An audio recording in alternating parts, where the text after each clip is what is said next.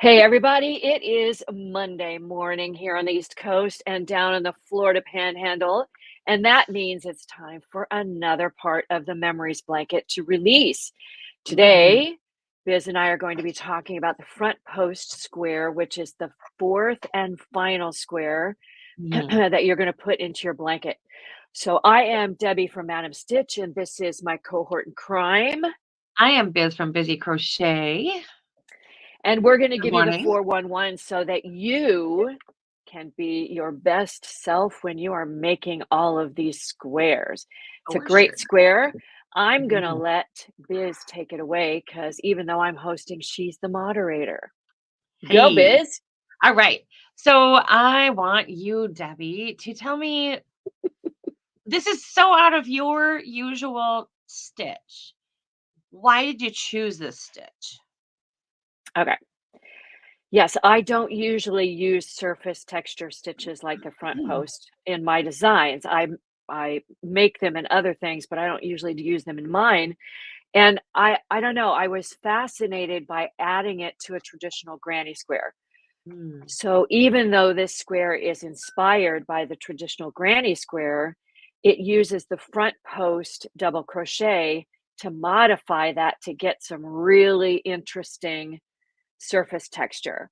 I love Not again, not my usual MO, but I was that. really having fun seeing how this played out. I love it. It's what because front post stitches are one of my favorite things to do, and I put them in everything. So, I loved that you added this because it for me, it informed what I did later, and we'll get to that on Mhm. Thursday. But um, I really loved the way that you composed this because I remember when you were working on it, you're like, I'm having trouble like writing this out is kind of a bugger and Yeah. you were just really kind of struggling with the formation of it, and it I think it was a really easy square to make. And I know that It is an easy square. yeah, and I know for you, you kind of it was outside of your zone. So, what are I know that you always put the granny stitch in everything that you do. So, Mhm. where are we going to find the granny stitch in this one? Well, interestingly enough, of course, it starts with a granny stitch center. Mhm. So the first round is a traditional granny square start. Mhm. Um, and what you'll find when you work the corners, those are all granny stitch. When you work the center stitch of each round, beginning with it only has 4 rounds. So when you do rounds 3 and 4, the middle stitch is actually a granny stitch with the middle double crochet being a front post double crochet. Okay. So where Yeah. that's where the very and it's kind of hard to see. Let me see if I can pull it apart It is a here little so that bit. you can see it. It is. But if you look, let's get it right in the center. Here we go. So if you look at that stitch, that's a granny stitch. So you have the double crochet followed by the front post, followed Mhm. by it, and they're all worked in or around the same stitch. And the Mhm. same thing happens in round 3 below it. So, Mhm. and then to the side of that, you can't really see it very well. Let me see if I can, there it is. This stitch is actually a partial granny stitch. So it's a front Mhm. post with a double crochet, and then right next to it is a front post double crochet. So Mhm. that's where the variation comes in. It's not a true granny stitch and then it's 3 double crochets in the same stitch. But I'll Uh-huh. I'll tell you in the tips and tricks how to make sure that you get all those stitches in the same place. So you're really doing a modified granny stitch. So, I think that I mean, I want to assume that you've kind of fallen in love with this stitch, Yeah. especially if you have put it into one design. Are you planning on bringing it into some more designs going forward this year? I am. Well, maybe I don't know how I'm gonna fit it in this year. I'm sure I'll be able to figure something out because I have designs planned through the end of the year. And a lot of times when I get into those new designs, either they take longer or I have other things I want to update. And so my new design calendar is constantly shifting as the year goes by. But I was thinking about this. This square, I think, would make a fabulous granny square blanket, either Oh, it with all the would. squares the Mhm, same so that you started to mhm. see these lines going across and up and down the blanket, or Yeah. mixed and matched with a traditional granny square just for some, visual interest. So I see this as a real possibility for a blanket. Yes, because if Mhm. you put 4 of those squares together, not only are you gonna get the up and down, you're gonna get a square inside a square. I And you love get that the idea. diagonals. Yeah, I'm really excited Yes. about that, and I just have to figure out where in my design schedule I can fit another blanket. So, Because we don't have enough although going on. although I have to say this is already done, the design for this is already done, so Yes, yes, multiply that by yes. how many squares we need, It's put a it's just the blanket work and put end a of it. border on. Yeah. At least I got this done. The difficulty for me is always stitch counts. So how Oh. do you make the stitch counts by skipping Mhm, a stitch here and there, but making it logical? You can skip mhm. stitches wherever you want, but if you want someone else to be able to make it, it needs to be logical, It right? really So does. that was the difficulty was figuring out how all the components could come together to Yeah. make a logical set of instructions to get the end result. That was where it Yeah, was a little tricky. and I think as a designer, that's really the challenge is, can somebody else make this? Because Yeah. you can sit down and fiddle around with something and just do whatever you want. But, um, is is is you gonna be able to are you going I'm telling you people, it is so Monday morning. Are you gonna be able to write that down in a way that somebody else can pick it up and do it? So, give us the tips and tricks on this square. All right. What can we do to make it lots of fun? All right. So I'm going to start with how to read the instructions. Mm, Um, I've seen other designers do this because I'm also a tech editor, and I've seen other designers do this, and I really love this technique. I think you actually do it in part of this blanket, if I'm not mistaken, is that the center stitch of the row or I guess I don't know whether you did it, but anyway, the center stitch of each side uh-huh. is in bold font, Oh, no, I right? don't do So, that. oh, well, I've seen it in other designs, starting with round two, Okay. where you start to introduce that front post double Mhm, crochet. So mhm. there's the center of the round, right? Okay.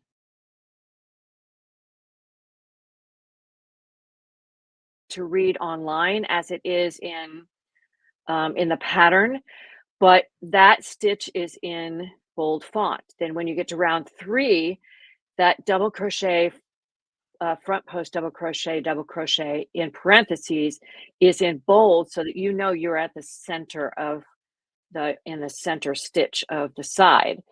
Oh, that's I really did that on smart. purpose so you could see where you were. Get to round three and round four, those instructions get a little hefty. So you need to have a guidepost, I think. That was the first thing. Yeah, that's a Um, really good idea. so as I said before, that modified granny stitch is a double crochet, front post double crochet in and around the same stitch. Mhm, So once you identify where that middle stitch is, you work the first double crochet into it. You work the front post double crochet around the same stitch. mhm, And then you have to kind of pull that front post double crochet forward a little bit so you can see the top of the stitch you just worked around, and they mhm, all go in the same one. mhm. So that's another one. That's a big one.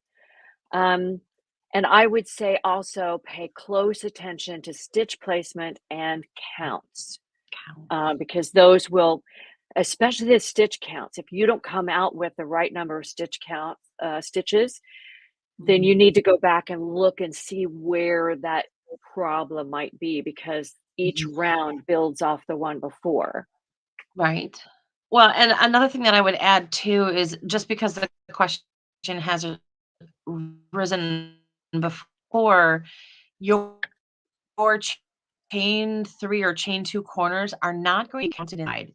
It's just the stitches themselves, the corners don't count. Right, and I actually have identified in my stitch counts you'll notice there are in some rounds, there are 4 chain 3 corner spaces, so now you know where your corners are, Mhm. or there is one Yeah. round, I think it's the last round has 4 chain 2 corner spaces, and Okay. that's so that the corner doesn't bow out. It stays in a nice Mhm. round Mhm. corner. Yeah, because if you get too many spaces in between those stitches, you'll have it'll get peaky. Yep, it will, and just know that in this square, there are no chains along the side. There are no chain spaces along Mhm. the sides. So Yeah. you'll only have chains at the corners. Yeah. Yeah. Those are really good pointers. Um, what do you recommend for colors on this? Because I know you and I did them. I mean, obviously the way we did them for our blankets, but would you? I got to thinking about it this morning as I was getting all of my posts ready. Would you ever do a a different row? I'm sorry, a different color on every row. Like, can you imagine what that would look like? You know, I haven't ever made one like that, and that's an interesting question. I think what would happen when you do it in one color, Mhm. the texture shines through. What you Yeah, see are all the front posts and the design that it's made. yeah. When you do different colors, you're going to have over the colors overlap, so the colors are kinda take the reins. I'm So I half think you get tempted to it do one. right? I think it's an interesting concept, and I would highly recommend you try it. The Mhm. only thing about it is the Mm. instructions would change a little bit, unless because when I do consecutive rounds in different colors, I tend to fasten one off and start in a corner to start the next one. It So do just I. looks prettier. Yeah. But with this one, I think in order not to have to rewrite the instructions, you could drop the working color at the Mhm, last step of the last stitch in the round you're working on. Pick mhm, up the new color and begin the next round. I think you could change colors. It mhm, might get a little tricky with the slip stitches and things that you have to work to mhm, get to where you're supposed to be, mhm. but play with it a little bit. I think it could be interesting. I think it'd be I fun to, would love like, to just to see give it. it a go. I think we should challenge people to try it and see what I think it'd be happens. fun, yeah, because Yeah. depending on your colors, you could get pretty psychedelic with it. So, You know what? There are a couple of color combinations that I've seen that just light my flame because I have favorite colors just like I'm sure you do. yeah. The green and purple just lights Oh my me up like a gosh! Christmas tree. Oh my goodness. And could you I wanna imagine this square mm, alternating? Oh, yes, that's a challenge to whoever's doing that color combination. Shout yes. out to you. I really love all of them because 'cause they're all so individual, and it's Mhm. fun for me because I think most people are doing it with their stash. It's fun for me to see other people's stashes. And I know we've had this conversation several times now, that, we find ourselves with particular colors in our stash because those are what Mhm. we tend to design with, we tend to be drawn to. And so it's kind of funny to see what other people put in their stash. Like, what do you make most of the time? Because that's in your stash. I think that's it's great that you say it that way because we really are as a memories blanket, we're seeing what people have made in the past with the Yeah. yarns that they've chosen. I've just I people aren't posting quite as much, so I'm going to encourage everybody to just get in there and post whatever you've got. Yes. Behind is not a thing No. in this cow. No, and Behind is we're not always a here. We're thing. not going anywhere. Exactly, and I still have people asking about the granny stitch sampler I did in October. So we Yeah. don't go away, we're still No. here, people are still interested in it, and, it's evergreen, it's here forever. So, Yeah. Yeah. um, don't be afraid to post, even if you're back on the mitered squares, Oh, yeah. whatever. We wanna see what you're doing, right? And I know today's a square talk, but I just want to encourage people, if you are stuck on section 2 and your life is HE double hockey sticks because of the interlocked diamonds, move on. Choose a choose something else you love from the blanket and put that in there again. because it's all based on 135 stitches. You can Yeah. pick and choose between the sections. If that interlock diamond is holding you up, baby, move on. Right, and now they've got 3 sections with 2 parts Yeah, each to yeah. choose from, right? So, we could do plaid for the whole blanket. Just do a lot of Hey, plaid. you can just play with it. No, Yes, I so think it's there's great, a and lot you could do. So, yeah, absolutely, but I hope everybody has fun with this square. It yes. was challenging for me to make, and that's great as a designer Mhm. because sometimes I get a little bit too comfortable and I need to stretch my wings a little bit, Yeah. um, and this one did it for me, so I'm really Well, happy with the way it turned out. this is my second favorite one, because my favorite is the rustic one that we did last week. Yes. That one is some square. This one I love because I am 100% a texture person. Like, I like to feel chunky things. Like, chunky is just my you know, like, for me, when you're eating and something is really creamy and really like, that is my jam. To me, the chunky crochet is like eating something super creamy. I just love it.